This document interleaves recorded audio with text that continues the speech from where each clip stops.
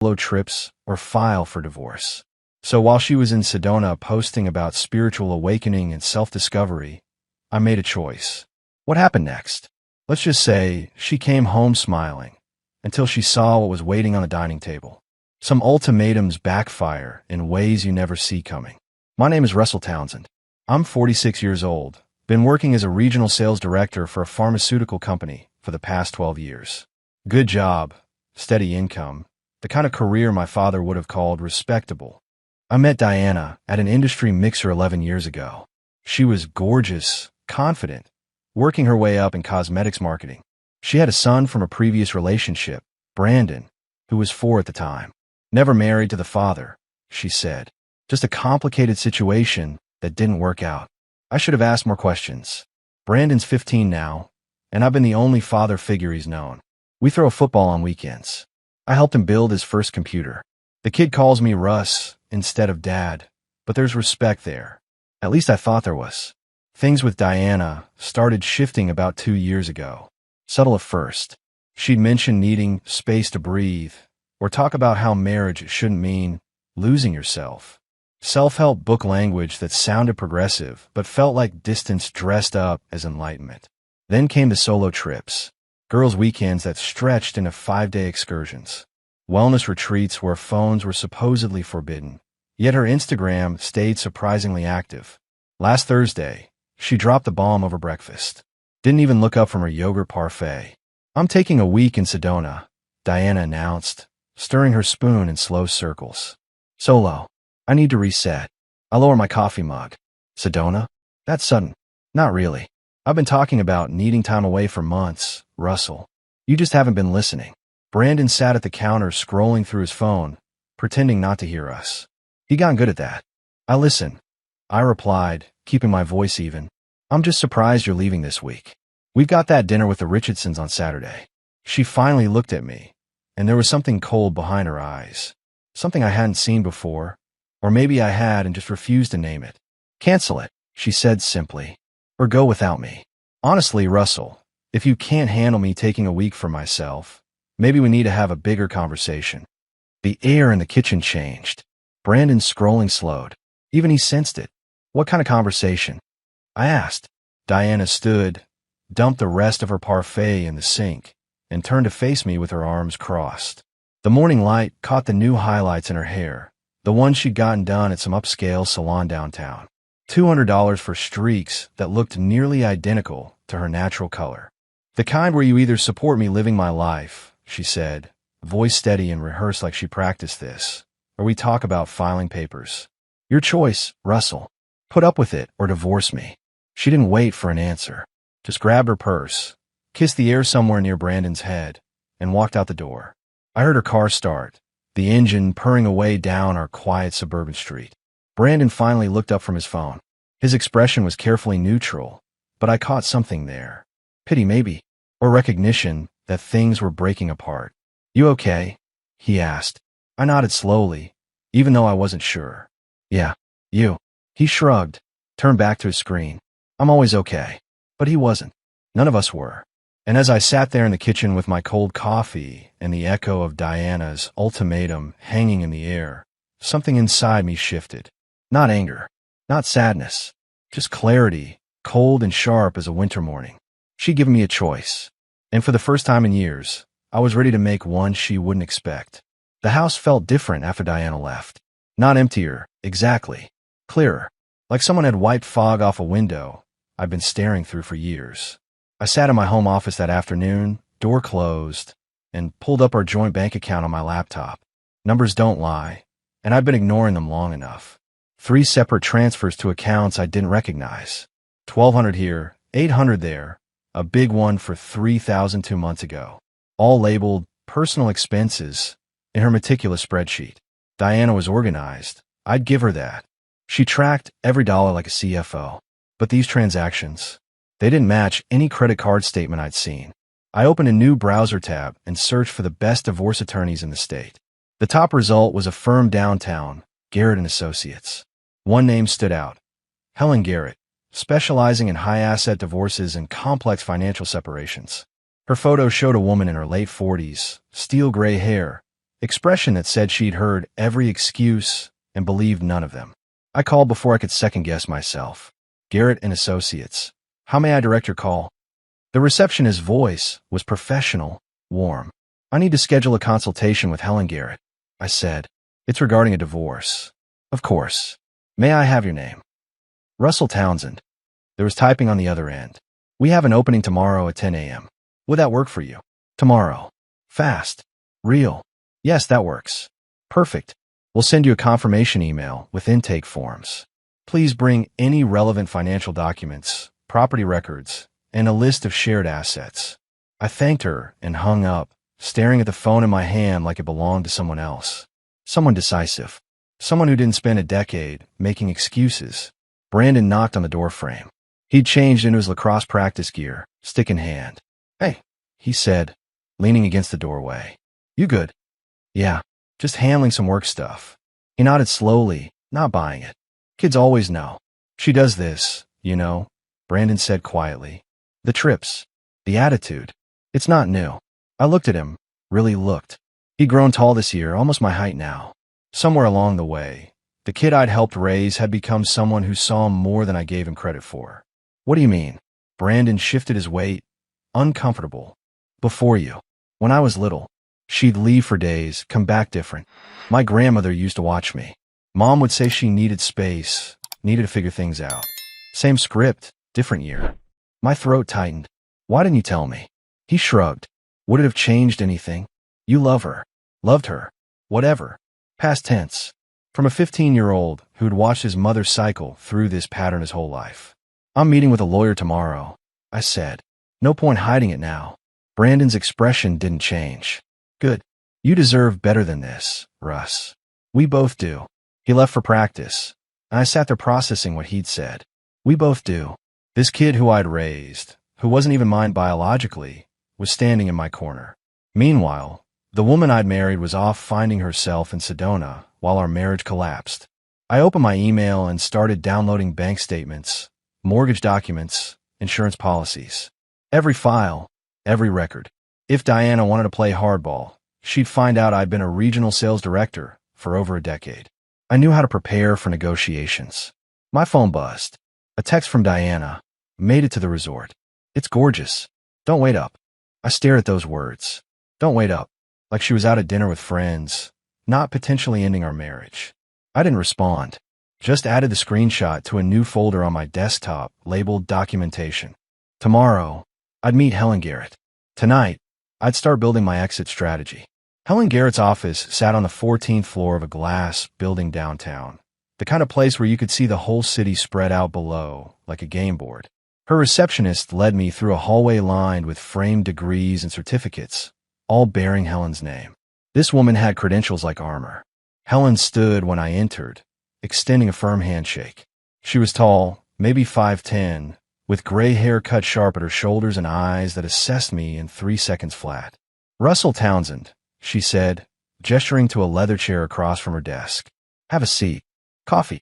No, thank you. She sat down, opened a leather portfolio, and clicked a pen. All business. I like that. So, Helen began. Tell me why you're here. I laid it out methodically. Diana's ultimatum, the solo trips, the suspicious bank transfers, Brandon's revelation about her pattern of behavior. I didn't editorialize, didn't add emotion. Just facts, the way I present a sales report to the board.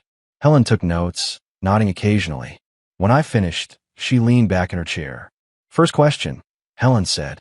Do you want to save this marriage? No. The word came out faster than I expected.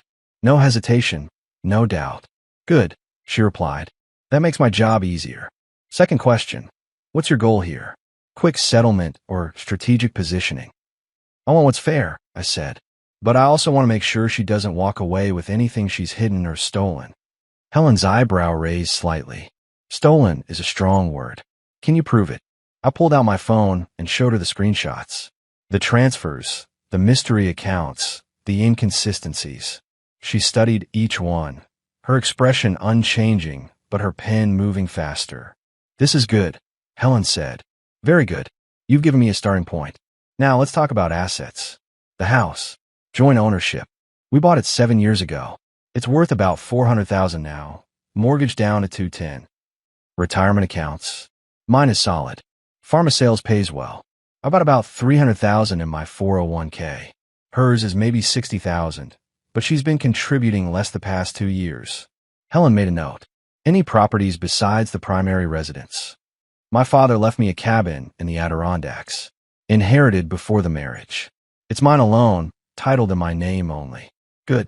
That's protected. What about the son, Brandon? I hesitated. He's not mine biologically. Diana had him before we met. She told me his father wasn't in the picture, but I've never seen any legal documentation. Helen's pen stopped. You've been raising him for how long? 11 years. Since he was 4. And you want to maintain a relationship with him? Yes, I said without pause. He's my kid in every way that matters. Helen nodded slowly. That complicates things, but it's not impossible. We'll need to establish your role clearly. Has she ever discussed legal adoption? She always said it wasn't necessary, that we were a family regardless of paperwork. Translation. She wanted to keep her options open. Helen said flatly. Russell, I'm going to be direct with you. Your wife sounds like someone who's been planning an exit for a while. These transfers, the solo trips, the lack of legal clarity around Brandon, it all suggests a long-term strategy. The good news is, you're not behind. You're just catching up. What's the bad news? Helen smiled, but it wasn't warm. The bad news is she's probably been documenting you too. Recording conversations, saving texts, building a narrative. If she works in marketing, she knows how to spin a story. We need to be smarter and faster. I felt my jaw tighten. So what's the first move? We file, Helen said simply. Tomorrow, before she gets back from Sedona. We list everything. The house, the accounts, the discrepancies. We request full financial discovery, which means she'll have to produce every record, every transfer, every receipt. And we make it clear this isn't a negotiation. It's a dissolution. Won't that make her angry? Helen's smile widened. Russell, she gave you an ultimatum expecting you to fold. The goal isn't to make her angry. The goal is to make her understand she miscalculated. Badly. I left Helen's office an hour later with a retainer agreement signed and a court date pending. My phone buzzed as I reached my car. A text from Diana. Sedona is amazing. You'd hate it here. Too spiritual for you. I read it twice, then deleted it. She was right about one thing. I would hate it there. But not because it was spiritual. Because it was fake, just like the woman who sent the message. 2 days after meeting Helen, I received an encrypted email with an attachment labeled Financial Analysis, Townsend. My stomach knotted as I opened it. Helen had hired a forensic accountant, someone who specialized in tracking hidden assets and financial irregularities. The report was 37 pages long. I poured a drink and settled into my office chair, door locked, and started reading. Page 3 hit like a freight train. Diana had a secondary bank account I'd never known about, opened 4 years ago at a credit union across town. The balance showed deposits totaling nearly $47,000. The source? Monthly transfers from our joint account, usually small amounts, 300 here, 500 there, labeled as household expenses or personal care. She'd been skimming for years. Page 8 was worse. Credit cards in my name that I'd never opened. 2 of them, with combined balances of $23,000. The charges were mainly high-end retailers, spa services, and restaurants I'd never been to. Someone had forged my signature on the applications. Page 12 made my hand shake. Insurance policy updates. Our life insurance, which originally listed each other as beneficiaries, had been changed 6 months ago. Diana had removed me and listed someone named Craig Mitchell as the primary beneficiary. $500,000, going to a man I'd never heard of. I had to read that section 3 times to make sure I wasn't misunderstanding. My phone rang. Helen Garrett. You've seen the report, she said. It wasn't a question. Yeah, I've seen it. Good. Then you understand what we're dealing with. This isn't just marital discord, Russell. This is fraud. Identity theft. Possibly worse. Who's Craig Mitchell? I asked, my voice tight. We're still digging, but preliminary research suggests he's a former colleague of Diana's. Works in pharmaceutical distribution. They've been connected on LinkedIn for 3 years. There are photos of them together at industry events. My brain processed this slowly, like wading through mud. She changed my life insurance policy to name her coworker. Ex-coworker, technically. He left the company 8 months ago.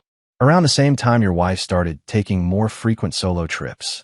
The implication hung heavy between us. What do I do? I asked. Nothing yet. We're filing a police report about the credit card fraud. That's criminal, not civil. The insurance change is grounds for immediate legal action, but we'll roll that into the divorce petition. I'm also recommending we freeze all joint accounts effective immediately. Can we do that? We can file an emergency motion. Given the evidence of financial misconduct, a judge will likely approve it within 48 hours. She won't be able to access your money while the divorce is pending. She's coming back from Sedona in 3 days. Helen's voice hardened. Good. Let her come home to frozen accounts and divorce papers. Send a message. I hung up and stared at the report again. 47,000 stolen. 23,000 in fraudulent debt. A life insurance policy meant to benefit her lover if something happened to me. Brandon knocked on the door. I quickly minimized the screen. Yeah. He opened the door, holding his phone. Mom just posted on Instagram. Thought you might want to see. He handed me the phone. Diana's latest post showed her on a red rock formation at sunset, arms spread wide, caption reading, "Finally free to breathe." Sometimes you have to leave to remember who you are. The comments were full of heart emojis and supportive messages. You deserve this. Self-care queen. So proud of you. None of them knew the truth. None of them saw the woman who'd been systematically dismantling her marriage while posing for inspirational photos. You okay? Brandon asked quietly. I handed him back the phone. I'm fine. Better than fine, actually. You sure? You look kind of pale. I stood up, clapped him on the shoulder. I'm good, buddy. Just working through some details. How about we order pizza tonight? Extra pepperoni. He grinned. Yeah, sounds good. After he left, I reopened the report and kept reading. Every page, every detail, every piece of evidence that Diana had underestimated me. She thought I'd be passive, compliant, too nice to fight back. She was wrong. Diana's car pulled into the driveway at 6:30 on a Thursday evening, exactly 1 week after she'd left. I heard the engine shut off, then the familiar rhythm of her heels clicking up the walkway. She didn't knock, just used her key and swept through the front door like she was returning from a routine grocery run. I'm back, she called out, voice bright and energized. You would not believe the energy in Sedona. I feel completely renewed. I was sitting at the dining room table, same spot where she delivered her ultimatum. The folder sat in front of me, manila and unremarkable, containing papers that would change everything. Diana walked into the dining room, wheeling her suitcase behind her. She'd gotten more sun, her skin bronzed and glowing. Her smile was wide, confident, the expression of someone who believed she'd won. Miss me? She asked, dropping her designer bag on the counter. Not particularly, I replied calmly. Her smile faltered for just a second before she recovered. Well, that's honest. Very healthy, Russell. See? Space is good for clarity. She moved to the refrigerator, pulled out a bottle of sparkling water, took a long sip. All performance, all theater. So, Diana continued, turned to face me. Did you have time to think about things while I was gone? About what I said before I left? I did. And I slid the folder across the table toward her. Your divorce papers are waiting. They just need your signature. The sparkling water bottle stopped halfway to her lips. Her expression froze, eyes darting from the folder to my face and back again, searching for the punchline that wasn't coming. Excuse me. You gave me a choice, I said, voice steady. Put up with it or divorce you. I chose divorce. She set the bottle down slowly, like she was moving underwater. You're joking. Open the folder. Diana's hand trembled slightly as she reached for it. She flipped it open, her eyes scanning the first page. Petition for dissolution of marriage.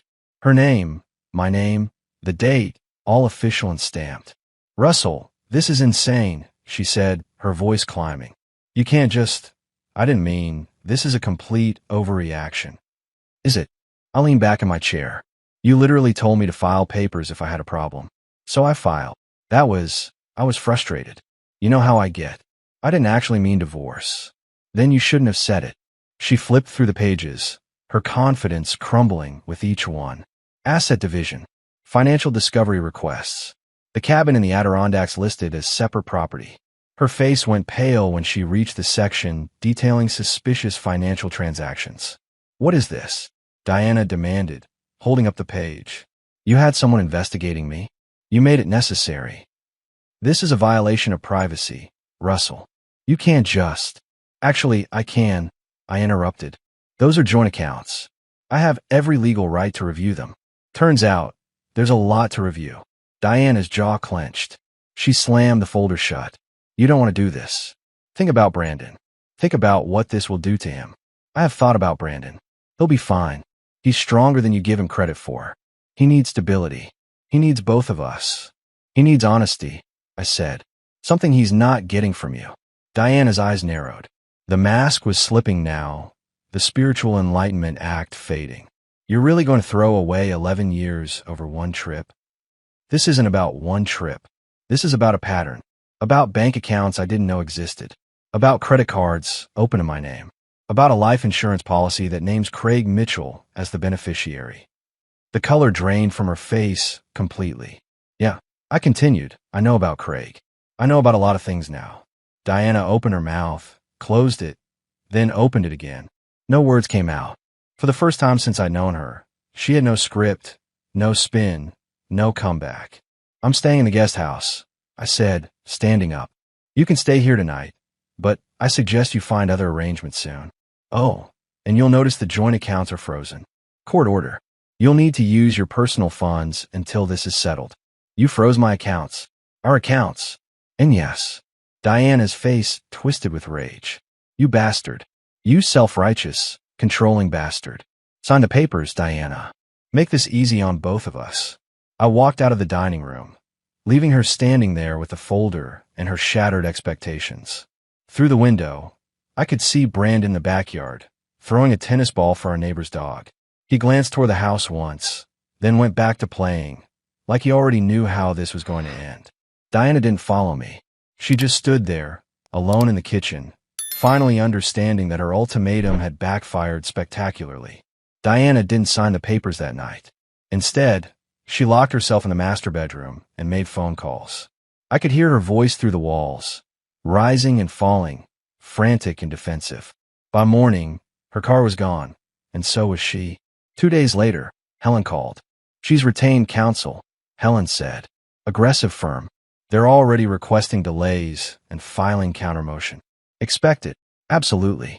She's going to fight. But here's the interesting part. Her attorney requested a meeting. They want to negotiate before this goes to court. Why? Because they've seen our evidence, and they know it's bad. The forensic accountant's report, the insurance change, the credit fraud. It paints a very specific picture. One that doesn't play well in front of a judge. I sat in my office, processing this. So what do they want? To settle quietly. Probably offer you a deal where she admits to nothing. You both walk away with a clean split, and nobody files criminal charges. And if I refuse, then we go to court, and everything becomes public record. Her employer will find out. Her friends will find out.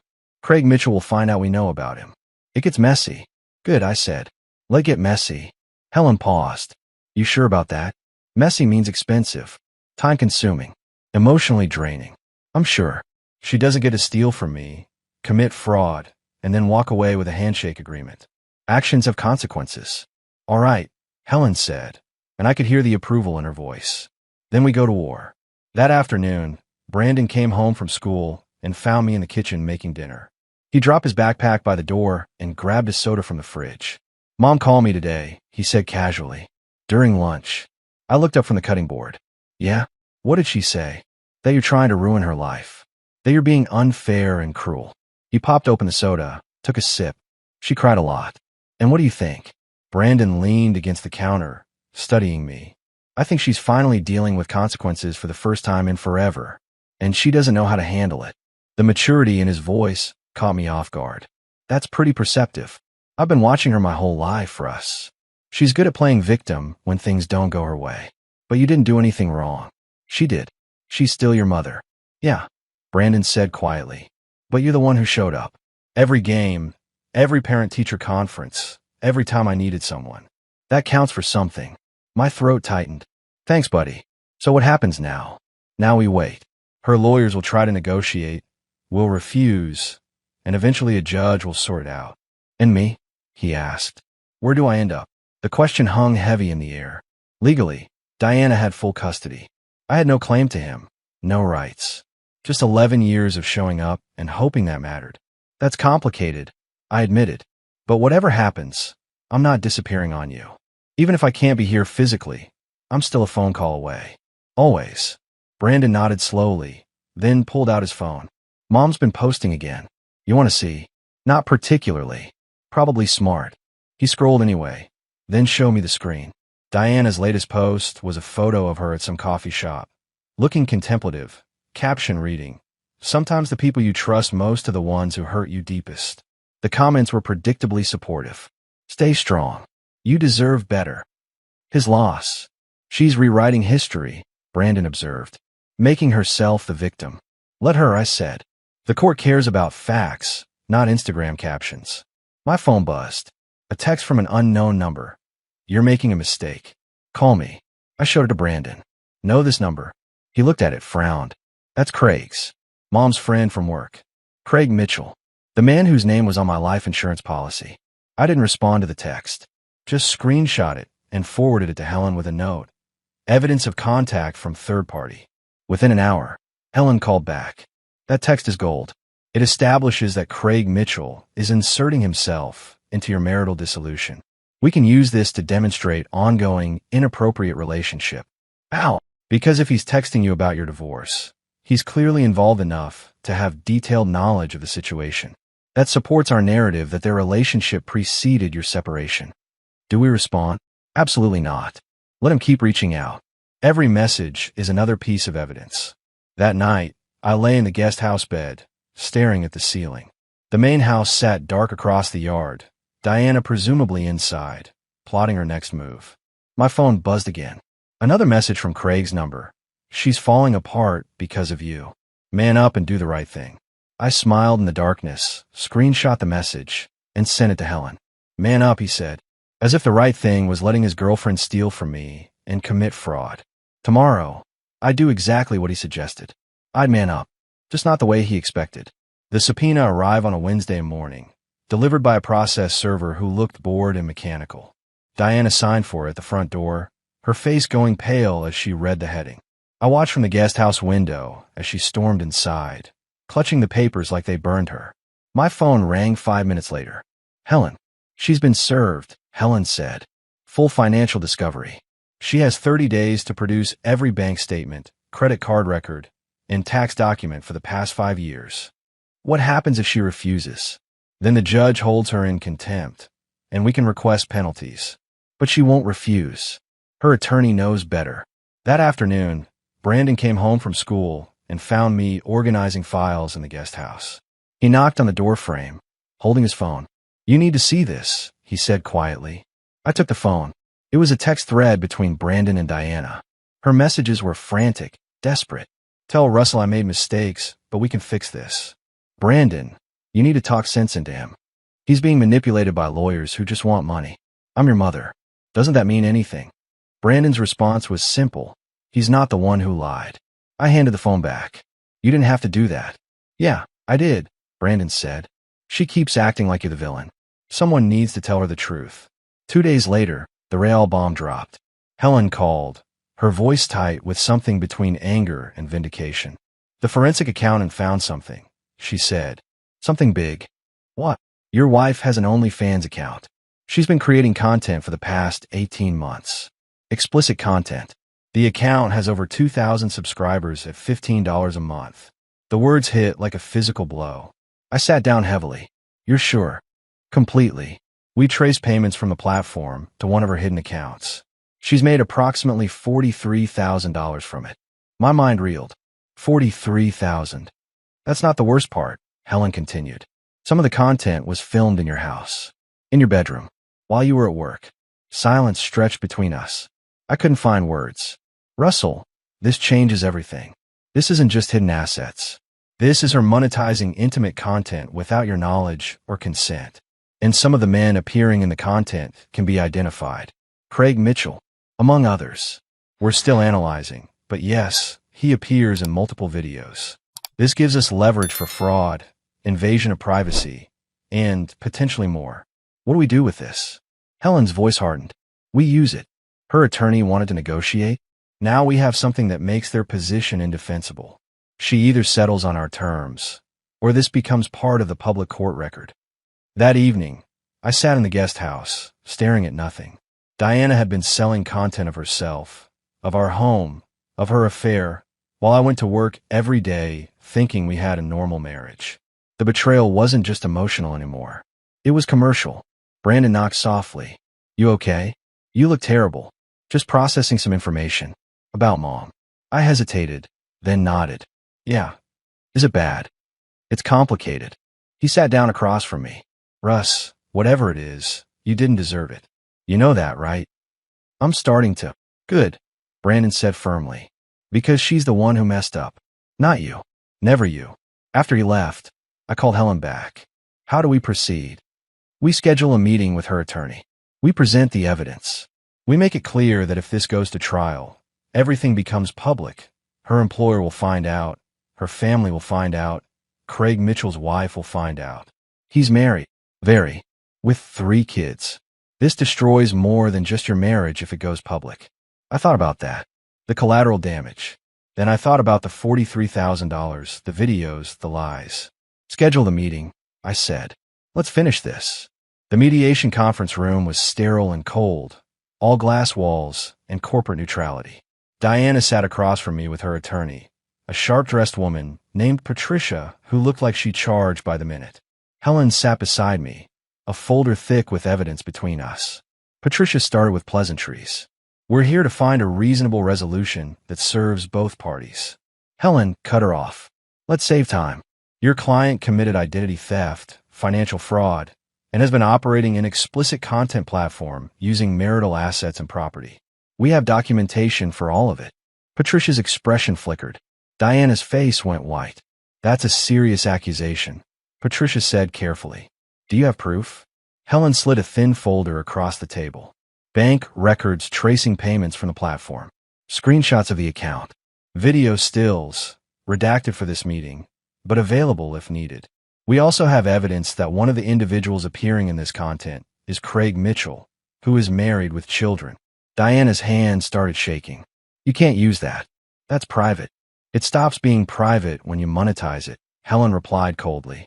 And when you film it in a shared marital home without your spouse's knowledge or consent. Patricia opened the folder, scanned the contents, and her professional composure slipped. She looked at Diana with barely concealed frustration. Is this accurate? Patricia asked her client. Diana's voice was small. I needed money. Russell controls everything. I don't control anything, I said, speaking for the first time. You had full access to our accounts. You just wanted more. You don't understand the pressure. No, I interrupted. I understand perfectly. You built a secret life, funded it by stealing from me, and now you're caught. Patricia closed the folder. We need a moment with our client. Helen nodded. Take your time. Diana and Patricia stepped into the hallway. Through the glass, I could see Diana gesturing frantically, her attorney's face growing more severe. The conversation lasted 10 minutes. When they returned, Patricia's tone had changed completely. We're prepared to discuss settlement terms, she said. Good, Helen replied. Here's what we want. My client keeps the house, the cabin, and his retirement accounts. Your client keeps her personal accounts, including the hidden ones, and takes responsibility for the fraudulent credit cards. No alimony, clean split, and she signs a non-disclosure agreement preventing her from discussing the marriage publicly. That's everything, Patricia protested. She'll have nothing. She'll have $43,000 from her content platform, plus whatever she's hidden in offshore accounts. That's more than nothing. Diana's voice broke. Russell, please. We can work this out. I made mistakes, but we can fix it. I looked at her, really looked at her. The woman I'd married 11 years ago was gone, if she'd ever existed at all. In her place was someone I didn't recognize. No, I said quietly. We can't fix this. Sign the agreement, Diana. It's better than the alternative. What alternative? Helen answered. The alternative is we go to trial. Everything becomes public record, and Craig Mitchell's wife receives copies of everything. Your employer receives copies. Your family receives copies. That's the alternative. Diana's face crumpled. She looked at Patricia, who gave a small, grim nod. Fine, Diana whispered. I'll sign. The papers were drawn up within an hour. Diana's signature was shaky, defeated. When it was done, she stood without looking at me and walked out with Patricia. Helen packed up her briefcase. That was faster than expected. She knew she was cornered. You did good, Russell. Not many people have a spine to see this through. I sat there after Helen left, staring at the signed documents. It was over. The marriage, the lies, all of it. Done. My phone buzzed. A text from Brandon. How'd it go? It's finished, I typed back. Good. Pizza tonight. I smiled despite everything. Yeah. Extra pepperoni. Outside the conference room, Diana stood by her car, crying into her phone. I didn't stop to ask who she was calling. It didn't matter anymore. I drove home, where Brandon was waiting, and, for the first time in months, I felt like I could breathe. The divorce was finalized on a cold morning in November, exactly 4 months after Diana had left for Sedona. Judge Anderson reviewed the settlement agreement, asked if both parties understood the terms, and signed the decree without ceremony. 20 minutes, and 11 years of marriage dissolved into legal paperwork. Diana didn't attend. Her attorney appeared via video conference, confirming her client's agreement to all terms. I sat beside Helen in the courtroom, wearing the same suit I'd worn to our wedding, feeling nothing but relief. That's it, Helen said afterward, shaking my hand in the courthouse hallway. You're officially divorced. The house transfers to your name within 30 days. All accounts are separated, and she's legally bound by the non-disclosure agreement. What about Brandon? That's more complex. She retains legal custody, but he's 15. If he chooses to live with you and she doesn't contest it, there's precedent for informal arrangements. Keep documentation of everything. I drove home and found Brandon in the driveway, shooting baskets. He saw my car and jogged over. So, he asked. It's done. Officially over. Brandon nodded slowly. Good. You look lighter already. I feel lighter. Mom called me last night, Brandon said, tossing the basketball from hand to hand. She's moving to Phoenix. Some job opportunity with a marketing startup. When? Next month. She asked if I want to go with her. My chest tightened. What did you say? I said no. Brandon replied without hesitation. I'm staying here. With you if that's okay. Brandon, you know I can't legally. I know. But I'm 15, almost 16. Courts listen to kids my age. And I choose here. I choose you. I pulled him into a hug. This kid who wasn't mine by blood, but was mine in every way that mattered. Yeah, that's more than okay. 2 weeks later, Craig Mitchell's wife filed for divorce. The court documents became public record, and within days, his involvement in Diana's content business spread through their professional network. He was quietly asked to resign from his position at the pharmaceutical distribution company. Diana's employer, a mid-sized cosmetics firm, terminated her employment after the OnlyFans account was discovered. Corporate policy, they said, incompatible with brand values. Her Instagram, once full of inspirational quotes and vacation photos, went silent, then deleted entirely. I didn't celebrate her downfall. I just watched it happen with a detached awareness that actions have consequences. Helen called with an update. The credit card companies are pursuing criminal charges against your ex-wife for the identity theft. She'll likely face probation and restitution requirements. How much restitution? Around $30,000, plus legal fees. She'll be paying it off for years. Brandon and I settled into a new routine. Dinners together, homework at the kitchen table, weekend trips to the Adirondack cabin where we fished and didn't talk about Diana unless he brought her up first. One Saturday morning, while we were cleaning out the garage, Brandon found an old photo album. Wedding pictures, vacation shots, family portraits that seemed to document a life that never really existed. What do you want to do with these? He asked. I looked at the images. Diana smiling, young and beautiful. Me beside her looking hopeful and naive. Keep them if you want them, I said. Otherwise, they can go. Brandon flipped through a few pages, then closed the album. I'm good. I'd rather remember the real stuff. Like you teaching me to drive, or fixing my computer, or just being there. We threw the album in the donation pile and kept working. That night, my phone buzzed with an unknown number. The message was short. I'm sorry. For everything. Diana. I stared at it for a long moment, then deleted it without responding. Some apologies come too late, when the damage is already permanent and forgiveness would change nothing. Brandon poked his head into my office. You good? Yeah, I said, setting the phone down. I'm good. And I was. 8 months after the divorce finalized, I sold the house. Too many ghosts. Too many memories embedded in the walls. Brandon and I moved into a smaller place closer to his high school, a 3-bedroom ranch with a big backyard and no history. This feels better, Brandon said the first night, standing in his new room with boxes stacked around him. Like we're starting fresh. That's the idea. My company offered me a promotion, regional VP of sales, covering the entire Northeast territory. More responsibility, better pay, and most importantly, validation that my professional life hadn't been affected by the personal chaos. Brandon thrived, made varsity lacrosse, brought his grades up, started talking about college applications. Some weekends Diana would call, and they'd talk for a few minutes, stilted and awkward, before he'd make an excuse and hang up. She wants to visit for Thanksgiving. Brandon told me one evening while we were making dinner. Said she's doing better, got a new job in Phoenix, wants to reconnect. What do you think? He shrugged, chopping vegetables with the precision I taught him. Maybe. I don't know. It's weird. You don't know her anything, I said. But if you want to see her, that's your choice. I won't be mad. I know. He paused. Did you ever think you'd be better off without her? The question caught me off guard. I didn't let myself think about it. But yeah, I'm better off. We both are. On a Saturday morning in early fall, I took Brandon to tour colleges in Vermont. We drove up through the mountains, the leaves turning brilliant orange and gold, talking about his future and what he wanted to study. Engineering, maybe, Brandon said, or business. Something practical. You've got time to figure it out. We stopped at a diner for lunch, one of those classic places with checkered floors and waitresses who called you hon. While we ate, Brandon's phone buzzed. He glanced at it and frowned. Mom's getting remarried, he said, showing me the text. To some guy she met in Phoenix. They've been dating 4 months. I read the message. Diana had included a photo. Her and a man I didn't recognize, both smiling at the camera, her hand displaying a ring. How do you feel about that? I asked.